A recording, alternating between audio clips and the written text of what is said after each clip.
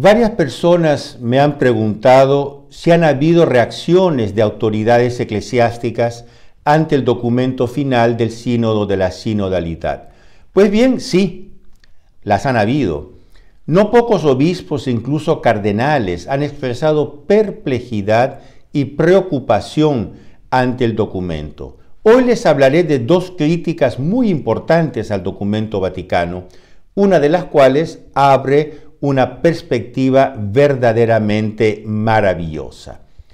Buenos días, mi nombre es Julio Loredo, bienvenidos en el canal Visto desde Roma.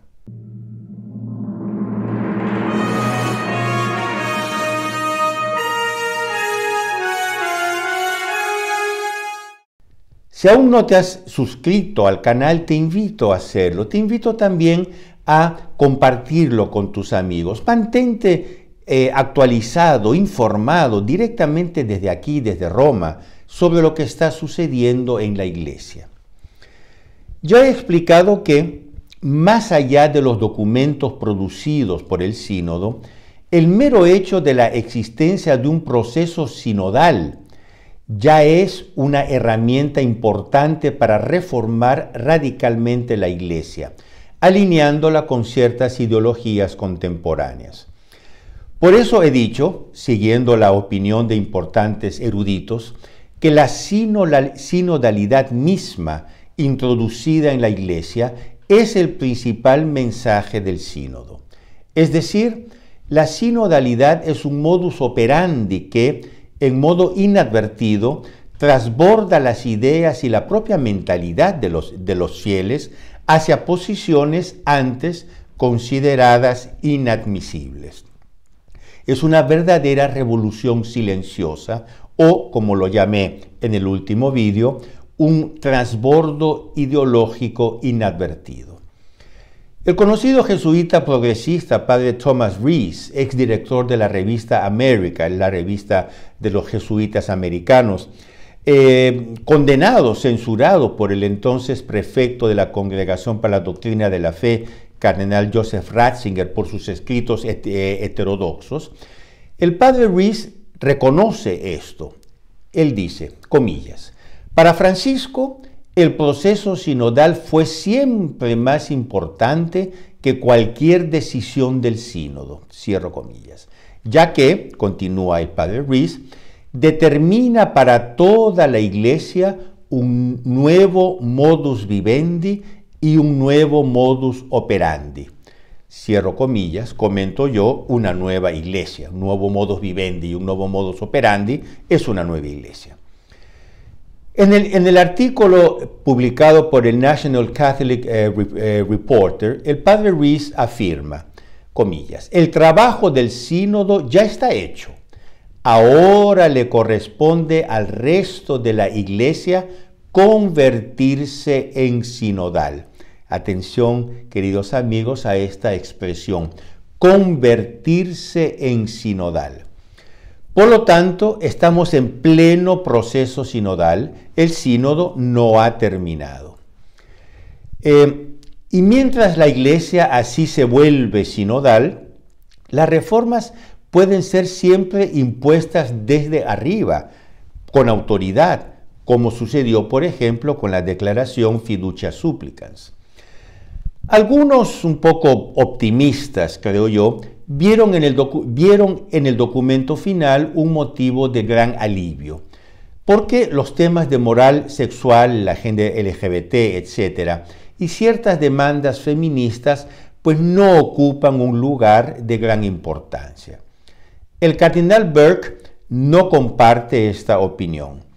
En una entrevista hace un par de días en la EWTN, Eternal Word Television Network, el cardenal Raymond Leo Burke nos advierte que algunas de las propuestas del documento final del sínodo son, dice él, extremadamente problemáticas y peligrosas. Como se sabe, el Papa adoptó este documento como parte de su magisterio. Quiere decir, dijo que ya el documento final era de por sí magisterial, añadiendo que algunas de sus recomendaciones podrían ya ser implementadas, aunque no especificó cuáles. Esto, queridos amigos, es muy problemático. El propio Papa Francisco había expresado un firme no a la ordenación diaconal de las mujeres. Pero luego después presenta un documento que eleva a la categoría de magisterio, que declara la cuestión aún abierta. ¿En qué quedamos? ¿Es un no o es un tal vez? Esto introduce en la cabeza de los fieles un caos, produciendo las famosas disonancias cognitivas de las cuales ya hemos hablado. Hoy en día nadie sabe con seguridad lo que la Iglesia piensa sobre ciertos temas. El padre Rees lo explica de esta manera, comillas: aunque Francisco ha dicho que no aprobará a las mujeres diáconos, deja la cuestión abierta a un mayor discernimiento por parte de sus sucesores y de la Iglesia. Los intelectuales pueden continuar investigando y escribiendo sobre el tema. Nadie será silenciado por apoyar a las mujeres diáconos. Es decir, el proceso continúa. Todo parece reducirse a una cuestión de tiempo y no de principios. De hecho, cuando el Papa Francisco dijo no a las diaconisas, dijo no por ahora, es decir, el tiempo lo dirá, deja la cuestión abierta, contradiciendo en este modo frontalmente el magisterio del Papa Juan Pablo II, que en la Ordinatio Sacerdotalis del 1994 había cerrado definitivamente la cuestión. La advertencia del cardenal Raymond Burke sobre el proceso sinodal no es nueva. Él ya había honrado con un importante prefacio el libro de José Antonio Ureta y mío, intitulado El proceso sinodal, una caja de Pandora, publicado en el 2023, hace un año. El experto en el Vaticano, Michael Haynes, resume lo que su eminencia había escrito en ese prefacio. Dice: el cardenal Burke denunció la sinodalidad como la fachada de una revolución que estaba trabajando para cambiar radicalmente la Iglesia Católica, en consonancia con las ideologías contemporáneas que rechazan buena parte de sus enseñanzas. En la reciente entrevista a EWTN, el valiente prelado americano se mantiene firme en sus posiciones. No cree que las cosas hayan mejorado en absoluto con el citado documento final del sínodo. Muy por el contrario, han empeorado. Para empezar, el documento final del sínodo contiene un proyecto para una nueva forma de gobierno de la Iglesia, una forma más igualitaria, más democrática, que parece contradecir el carácter jerárquico sacramental deseado por el propio Jesucristo, su fundador. También está la base para la descentralización. Esta palabrita se dice varias veces en el documento, la descentralización de la doctrina y de la disciplina de la Iglesia, lo que, comento yo, destruiría su unidad. Según el cardenal Burke, se trata de, dice, propuestas extremadamente problemáticas y peligrosas. Para el cardenal Burke, en un momento evidente de crisis de la Iglesia y de la sociedad, en lugar de dedicarse a estos discursos sinodales, que él llama simples vehículos para proponer todo tipo de ideas, la Iglesia, dice él, debería concentrar sus energías en, dice, la proclamación de la verdad sobre la vida humana, sobre la naturaleza humana, sobre la sexualidad humana, sobre el matrimonio, sobre la familia, sobre la libertad religiosa, cierro comillas. Estos, según el cardenal Burke, deberían ser los temas que la Iglesia debería tratar y no estas conversaciones sinodales. Desde Suiza se hace eco el obispo benedictino Monseñor Marian Eleganti, obispo auxiliar de Coira, que afirma en un artículo muy categórico, publicado un par de días atrás en Stilum Curiae.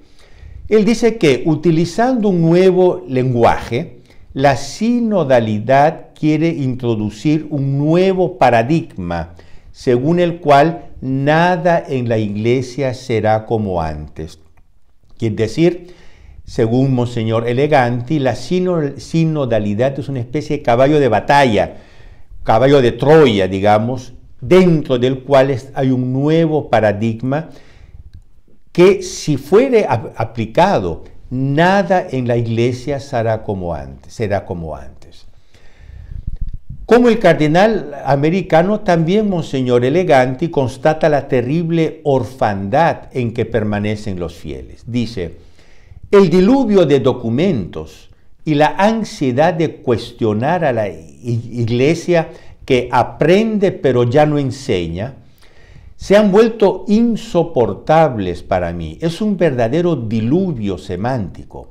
Nos ahogamos en palabras y especulaciones, en nuevos pecados y documentos, pero nadie en la vasta base social se convierte con el sonido de la trompeta sinodal. Cierro comillas. De hecho, todo este proceso sinodal está haciendo que mucha gente abandone la Iglesia y no está convirtiendo a nadie.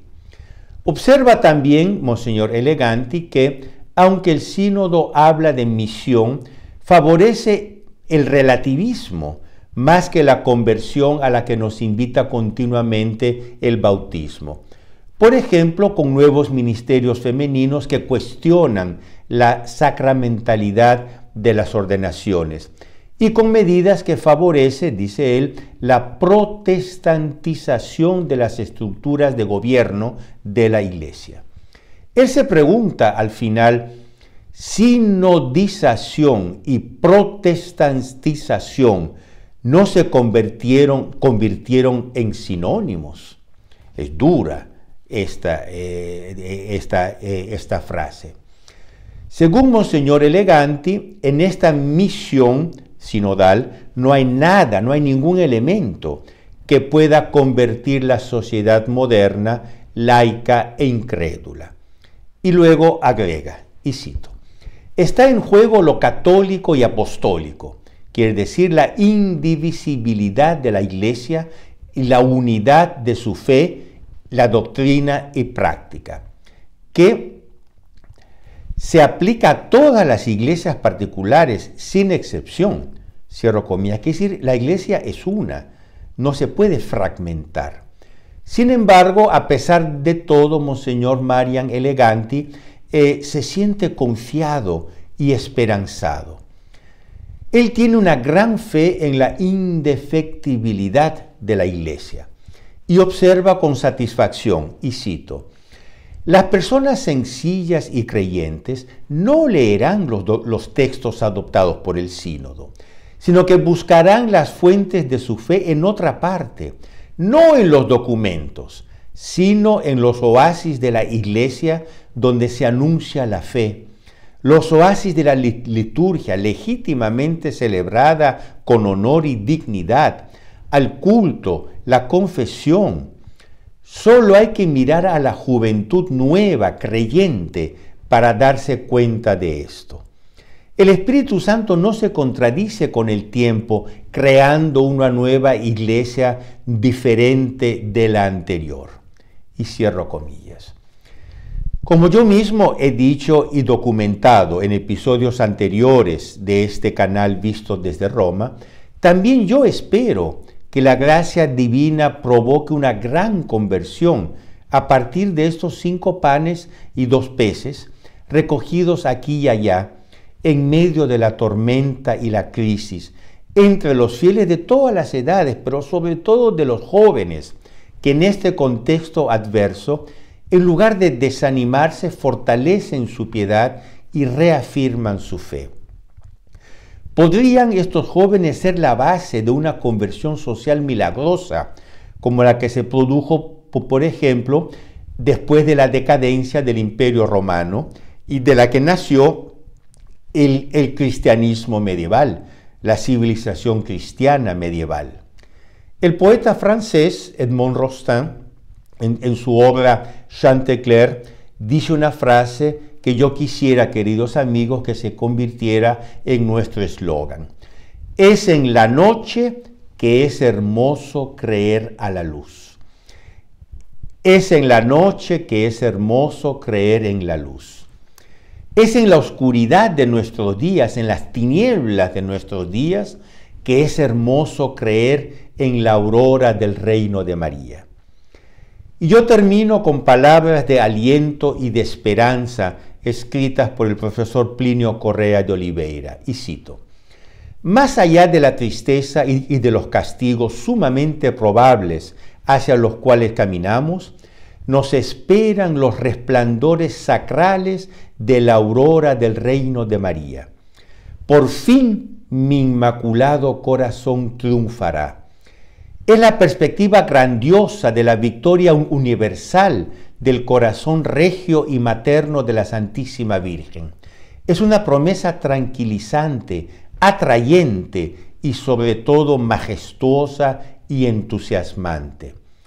Las nubes que tenemos ante nosotros no son tranquilizantes, pero nos anima la certeza invencible de que la Iglesia no solo no desaparecerá, como es obvio vista la promesa divina, sino que alcanzará un triunfo mayor que el de Lepanto. ¿Cómo? ¿Cuándo? El futuro es de Dios. Muchas causas de tristeza y aprensión aparecen ante nosotros, incluso entre algunos hermanos de la fe. En el fragor de la lucha es posible, incluso probable, que se produzcan deserciones terribles. Pero es absolutamente cierto que el Espíritu Santo continúa inspirando en la Iglesia maravillosas e indomables energías espirituales, de fe, pureza, obediencia y dedicación que, en el momento oportuno, cubrirán una vez más de gloria el nombre cristiano. Hasta aquí las palabras de Plinio Correa de Oliveira. Queridos amigos, no olviden de darle un like a este vídeo, de compartirlo con sus amigos, con sus contactos. Ayúdenme, por favor, a hacer crecer este canal para que un mayor número de personas pueda estar actualizada directamente desde aquí, desde Roma, sobre lo que está pasando en nuestra iglesia. Y nosotros nos vemos la próxima semana, siempre aquí en el canal Visto desde Roma. Arrivederci.